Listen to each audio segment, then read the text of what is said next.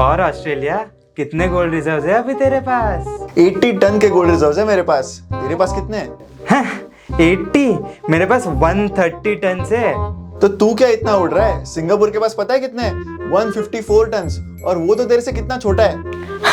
ये भी कोई रिजर्व्स होते हैं?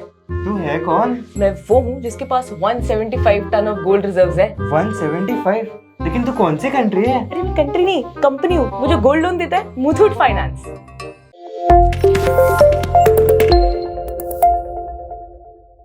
मुझे बताओ आस्था, मुथूट फाइनेंस मेनली सिर्फ गोल्ड बेस्ड लेंडिंग ही करता है, राइट? हाँ। तो फिर यहाँ पर एक कमोडिटी पे बहुत ज्यादा डिपेंडेंस नहीं हो गया? आई थिंक कंपनी ने बाकी टाइप के लोन से भी डाइवर्सिफाई करना चाहिए। ओह आई एम सॉरी, यहाँ पर कंपनी हार्डली कोई एयूएम बढ़ा पा रहा है। गोल्ड लेंडिंग का मार्केट साइज पता है तुम्हें? 4 लाख करोड़। अगर इतना बड़ा मार्केट है, सस्टेनेबल है, तो फिर डाइवर्सिफिकेशन करने की जरूरत ही क्या है? डाइवर्सिफिकेशन तो तब करते हैं ना अगर मार्केट के पास ग्रोथ का स्कोप ना हो। तो फिर अगर ग्रोथ का स्कोप इतना अच्छा होता तो लास्ट 3 क्वार्टर्स के नंबर्स में देख रहा हूँ मुथूट फाइनेंस हार्डली अपना एयूएम बढ़ा पा रहा है। अगर मार्केट साइज इतना बड़ा है तो ग्रोथ भी अच्छी होनी चाहिए। बस 3 क्वार्टर?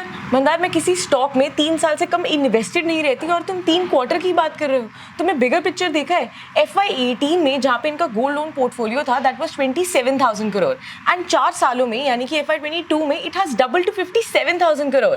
तो फिर आज तक 2018 से 2022 में बहुत सारे चेंजेस भी तो आ गए। तुम्हें लगता है अगले 4 साल में gold portfolio will again double?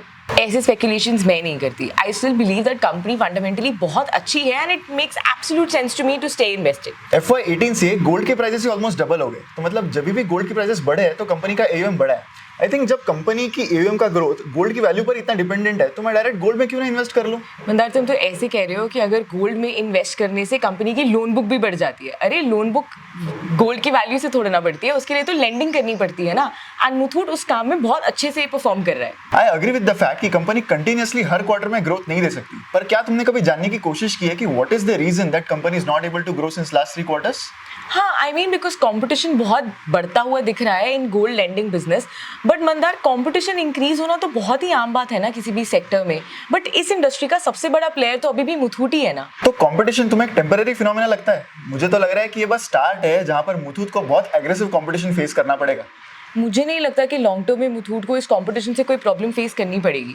Because you see, उनके पास 4600 से ज्यादा की ब्रांचेस हैं, 80% उनके रिपीट कस्टमर्स है। कंपटीशन बढ़ रहा है वो बात ठीक है, लेकिन मुथूट उसके लिए कुछ करेगा नहीं, ये बात गलत है। लेकिन लेंडिंग रेट क्या है? मुथूट ने पास्ट में अपने गोल्ड लोन्स पर ऑलमोस्ट 12 to 13% का नेट इंटरेस्ट मार्जिन अर्न किया है। जब बैंक्स एंड एनबीएफसीज बाकी ये स्पेस अभी फिलहाल देख रहे हैं, then they can offer loan at much cheaper rate. So यहाँ से इजीली कस्टमर्स लूज होंगे मुथूट के। मुथूट जो मैक्सिमम लोन्स देता है ना, वो स्मॉल टिकट होते हैं एंड लॉन्गर ड्यूरेशन के नहीं बल्कि शॉर्ट ड्यूरेशन के होते हैं। तुम किसी भी ब्रांच में चले जाओ, वहां पर तुम जैसे ही गोल्ड लेकर जाओगे तुम्हें हाफ एन आवर के अंदर वो लोन मिल जाता है। लेकिन अगर हम बैंक्स की बात करें तो रेगुलेटरी इश्यूज की वजह से वहां पर वो कन्वीनियंस हमें नहीं मिलती जो कन्वीनियंस हमें मुथूट देता है। बट सी, मुथूट फाइनेंस एक एनबीएफसी है। किसी भी एनबीएफसी के लिए cost of funds are always higher than banks. Muthoot finance currently almost 20% yields कमा रही है अपने लोन्स पे। Banks can borrow money at a much cheaper rate and they can lend at 12-14%। तो यहाँ से customers will suddenly realise that they are getting loans at much cheaper rate with banks. लेकिन मुथूट का cost of fund is hardly 6.5% and this is very much competitive with the banks. ठीक है, loan book की बात रहने दो। किसी भी लेंडिंग बिजनेस में ज्यादा इंपॉर्टेंट ये होता है कि असेट क्वालिटी कैसी है, उसको मेंटेन करने के लिए कंपनी कुछ कर रही है। हम गोल्ड लेंडिंग की बात कर रहे हैं, ये कम्प्लीटली सिक्योर है। अगर कोई डिफॉल्ट करता भी है तो हमारे पास एक एक्टिव मार्केट है जहां पर जो मुथूट जैसी कंपनीज हैं वो उस गोल्ड को सेल कर अपना अमाउंट रियलाइज कर लेती है। It is not that difficult. अगर हम प्रॉपर्टी लोन्स ले जहां पर प्रॉपर्टी को बेचना एक टास्क होता है। बट इमेजिन कंपनी ने करंटली जो गोल्ड के प्राइसेस है उसके हिसाब से लेंडिंग कर दिया एंड आगे जाके गोल्ड की प्राइसेस कम हो गई, तो यहाँ पे जो कस्टमर है वो तो रिपेमेंट करेगा ही नहीं। वो सोचेगा उसने जितना लोन लिया है उससे तो कम गोल्ड की वैल्यू हो गई है। व्हाट अ शेम कि तुम्हें LTV का मतलब ही नहीं पता। LTV मतलब लोन टू वैल्यू। इसका मतलब ये नहीं होता कि अगर किसी ने 50,000 का गोल्ड दिया है तो उसे 50,000 का ही लोन मिल जाएगा। मुथूट के केस में उनका LTV 65%, मतलब 50,000 के बदले में 65% का लोन मिलेगा, विच इज 32,000 रुपीज। हाँ वो ठीक है, लेकिन गोल्ड के प्राइसेस वोलेटाइल भी तो होते हैं। लास्ट 4-5 इयर्स में हुए ना डबल, तो वैसे ही गिर गए तो तुम्हें 65% मार्जिन ऑफ सेफ्टी इनफ नहीं लगती? तुम्हें पता है RBI ने कितनी बोली है? मिनिमम 90%, एंड उसके अगेंस्ट मुथूट ने 65% रखी है, विच इज सो सिक्योर। ऊपर से यार लोगों का गोल्ड के साथ एक इमोशनल टच भी तो होता है, so they do end up repaying their gold loan. Geographical concentration देख लो तुम कितना ज्यादा है, कंपनी का ऑलमोस्ट 60% रेवेन्यू सिर्फ साउथ इंडिया से आता है, ये तो बहुत बड़ी रिस्क हो गई ना। अरे ये तो अच्छी बात है ना, एक्सपेंशन का देखो कंपनी के पास कितना अच्छा खासा स्कोप है। और on a serious note, company expansion कर रही है तो इन रीजन से भी आएगा ना रेवेन्यू। वैल्यूएशंस देख लो तुम, जब मनप्पुरम फाइनेंस जैसी कंपनी इतने चीप वैल्यूएशंस पे अवेलेबल है तो मुथूट क्यों लेना। तुमने वो गाना सुना शाहिद कपूर की मूवी का, when you are getting gold why go for तांबा। अब उसके अकॉर्डिंगली मुथूट फाइनेंस एक्चुअली एक गोल्ड कंपनी है, वेयरएज मन्नापुरम फाइनेंस ऐसे रिस्की लोन्स दे रहा है, तो ऐसे बिजनेस में क्यों इन्वेस्ट करना है। यार कंपनी की मैनेजमेंट खुद यहाँ पर ग्रोथ प्रोजेक्शंस रिवाइज कर रही है और तुम यहाँ पर इतने बुलिश हो। I would rather invest in gold than in a company like Muthoot finance. या मंदार, जैसी जिसकी रिस्क एपेटाइट, हम परिमल सर को ही पूछ लेते हैं कि किस इन्वेस्टर के लिए गोल्ड में इन्वेस्ट करना बेटर है या फिर गोल्ड लेंडिंग जैसे बिजनेस में। कहाँ है परिमल सर? सर मंदार को तो ये कमोडिटी बिजनेस लग रहा है, तो आप सजेस्ट करो कि एक्चुअली हमें गोल्ड में इन्वेस्ट करना चाहिए या गोल्ड लेंडिंग जैसे जाइंट मुथूट फाइनेंस में। So I think commodity based business बोला होगा मंदार ने, कमोडिटी बिजनेस तो नहीं होगा ये। सो आई थिंक डेफिनेटली जो ग्रोथ प्रोजेक्शंस मार्केट ने दिए थे रादर देन कंपनी के बहुत they were always been conservative in that. Only thing was that कि पहले इतना कंपटीशन था नहीं और अब कंपटीशन बहुत आ गया है, so that's why. So I still feel कि गोल्ड के कंपैरिजन में तो still I'll prefer this particular business as an investment if at all I want to invest. मैं गोल्ड के कंपैरिजन में तो इसी को चूज करूंगा, भले ही मार्केट ने जो एक्सपेक्टेशंस बिल्ड किए थे, जो ग्रोथ इसने दिखाई थी 4 साल में, वो ग्रोथ रिपीट होगी नहीं होगी आई थिंक, या फिर कुछ स्लगिशनेस होगा, that we will have to see. But as a business I still feel कि इनका एक निश क्रिएट किया हुआ है। सो ऐसा नहीं है कि मतलब, and they have not diversified also. So अब डाइवर्सिफाइड करना चाहिए नहीं करना चाहिए इसके डिबेट हम कर सकते हैं। मन्नापुरम ने पहले वो भी रिलक्टेंट थे डाइवर्सिफाई करने के लिए, but now I think if I am not wrong 35-40% business उन्होंने भी डाइवर्सिफाई कर दिया, अलग अलग लोन्स दे रहे, but they are still this particular company still depending on the gold business only. So gold versus gold financing, I'll still prefer because I'm an equity investor, so I'll still prefer gold financing company. So भले ही वो commodity based business हो, but I'll prefer that. Sir, but what about the competition that Muthoot Finance is now facing? Don't you think that banks बहुत सारा market share यहाँ से Muthoot के पास से ले जाएगा? See, I think we will have to see कि banks इसमें आए क्यों, पहली बात। अब ऐसा तो नहीं है कि ये लोन पहले अवेलेबल नहीं थे, ऐसा भी नहीं है कि आरबीआई ने रेस्ट्रिक्शंस लगा के रखे थे। So I think everybody was free, मतलब सबके पास ये प्रोडक्ट्स तो अवेलेबल थे, बट फोकस नहीं था। फोकस क्यों आया? फोकस इसलिए है बिकॉज जिस तरीके से एनपीएस बढ़ गए, तो वहां पे ऐसे लोन्स चाहिए थे उन्होंने जिसमें रिस्क कम हो। So this was a time when कि उनको दिख रहा था कि भाई इंफ्रास्ट्रक्चर लेंडिंग नहीं करनी है, कॉर्पोरेट लेंडिंग नहीं करनी है, होलसेल लेंडिंग नहीं करनी है, रिटेल लेंडिंग पे फोकस करना है। So this is the best investment option available for retail lending with higher rate of interest. क्योंकि कितना भी हम इसको क्रिटिसाइज करें गोल्ड फाइनेंसिंग को कि बहुत हाई इंटरेस्ट पे है, बट बैंक्स ने क्या किया, तो मतलब उन्होंने बोला अच्छा उनका इतना है ना, हम कॉम्पिटिटिव रखते थोड़ा सा कम रखेंगे ना, एग्रेसिवली पुश भी करेंगे, बट वो उनका कोर कॉम्पिटेंस नहीं है। बैंकिंग, अब आप जैसे इस इंडस्ट्री को देखोगे 4 लाख करोड़ की इंडस्ट्री है, टोटल लेंडिंग कितनी है? Banks only are lending more than 100 lakh crore rupees.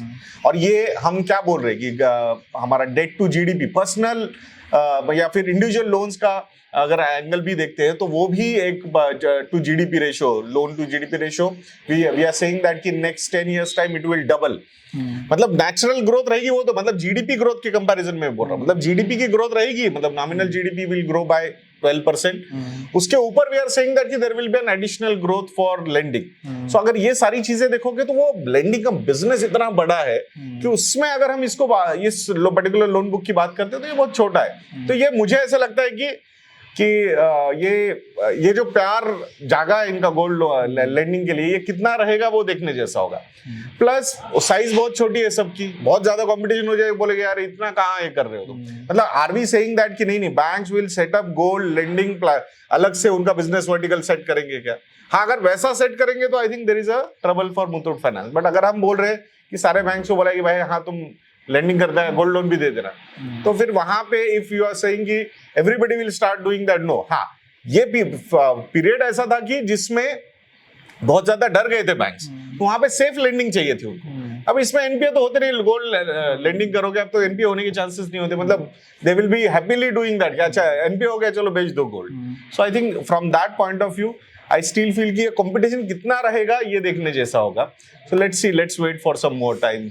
कि क्या होता है इसमें। सर मेरा एक और क्वेश्चन है which is connected to this what we just discussed कि FY18 से 22 की हम बात करते हैं, मुथूट ने बहुत ही अच्छा ग्रो किया, बट ऐसा क्या था वो टाइम में कि जब बैंक्स इस स्पेस को देख नहीं रहे थे? बिकॉज ये एक बहुत नो ब्रेनर जैसा सेक्टर लगता है कि there is very less risk, यहाँ पर ग्रोथ के पोटेंशियल इतने अच्छे, स्मॉल टिकट साइज लोन्स है, लो ड्यूरेशन लोन्स है, so why weren't banks aggressive then? मैं इसको ना एक साइक्लिकल बिजनेस बोलूंगा। You go back to Muthoot finance lending book between 12 to 16 also, right. So वहां पे उनका सेल्स का ग्रोथ देखो, सब देखो, आपको लगेगा यार यहाँ पे भी कुछ नहीं किया इन्होंने, and then suddenly what happened. So मेरे हिसाब से इट्स ऑल अबाउट कि जब बैंक्स जग जाते हैं कि अरे चलो हम भी गोल्ड लोन लेंडिंग करते हैं, so they become little more conservative और स्टेबल रहने की कोशिश करते हैं वो।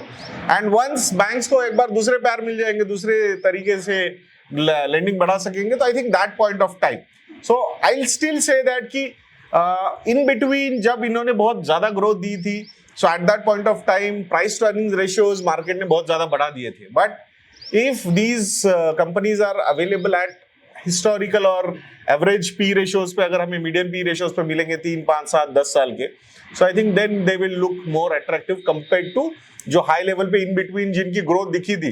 अब मार्केट कैसा है कि क्वार्टरली रिजल्ट देखता है, बहुत ज्यादा लंबे रिजल्ट देखते नहीं है, सो इट्स मतलब ये एक काफी लंबी रेस का घोड़ा है, मुझे ऐसा लगता है Muthoot finance. We cannot just ignore them, and this industry is going to go up only. So, but banks will be वो अफेयर वाला चक्कर रहेगा, मैरिज नहीं करेंगे गोल्ड लोन से, सो वो अफेयर करते रहेंगे इन बिटवीन, फिर आएंगे, फिर उनको अब क्लासिक केस है ना, asset, look at the asset quality of banks, अब देखेंगे कि कितना जेन्युइनली एसेट क्वालिटी मैनेज होता है और क्या होता है। सो क्लासिक एग्जांपल से हमने साइकिल्स देखे बैंकिंग में, PSU bank specifically I would like to see, because gold loans में PSU बैंक्स ने भी काफी एग्रेसिवली सेलिंग की है, सो लेट्स सी क्या होता है, कैसे होता है। बाकी गोल्ड का प्यार जो है इंडियंस का वो तो कम नहीं होने वाला। वैसे आज ट्रेड डेफिसिट के नंबर्स आए तो उसमें थोड़ा प्यार कम हुआ है, बट वो बढ़ जाता है बाद में फिर एक बार। Thank you sir so much for your insights. I hope आपको ये वीडियो अच्छा लगा होगा। इस वीडियो को लाइक जरूर कीजिए एंड शेयर भी कीजिए with maximum people, and yes, don't forget to visit our website investchetna.in and use the coupon code thank you to get 50% discount on model portfolios. मिलेंगे अगले वीडियो में, थैंक यू।